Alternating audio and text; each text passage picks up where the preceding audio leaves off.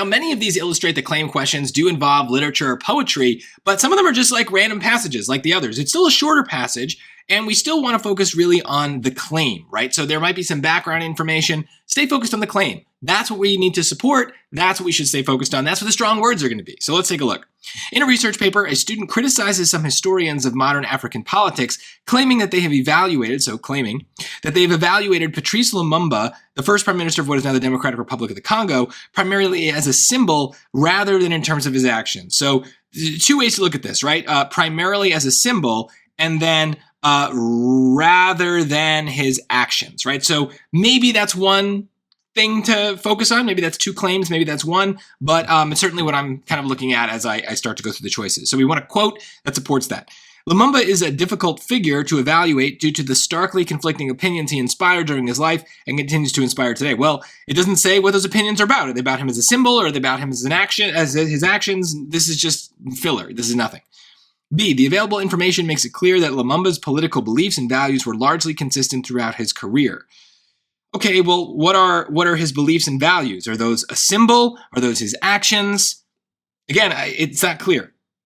C, Lumumba's practical accomplishments, so that sounds like actions, can be passed over quickly. It is mainly as the personification of Congolese independence that he warrants scholarly attention. Well, okay, that would be like symbolism, right? Personification is like he's a person who symbolizes the independence movement.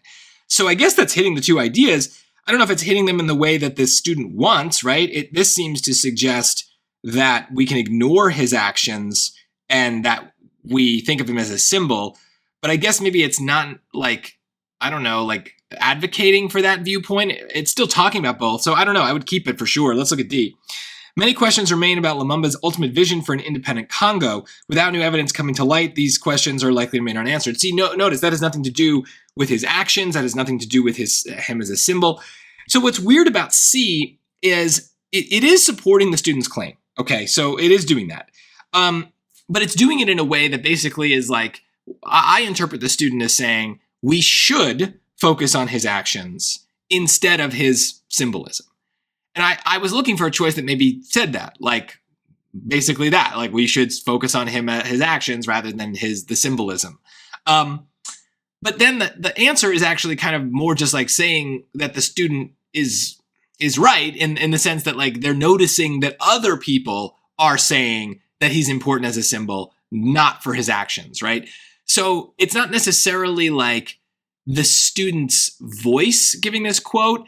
It's more the student would look at this quote and say, ha, I'm right. People focus too much on his symbolism, not enough on his actions, just like John Smith, the person who we're quoting in this choice, right? So I get it. It's a weird kind of game the SAT is playing here, but I would have no doubt about this choice. It's the only one that talks about the claim in any way, so it's got to be the right answers. This is why you don't get caught up in too many details and the nuances of the question. Just like take a first pass, just looking for those strong words to match, and odds are good the answer will just be one thing, and then you won't have to worry about any details.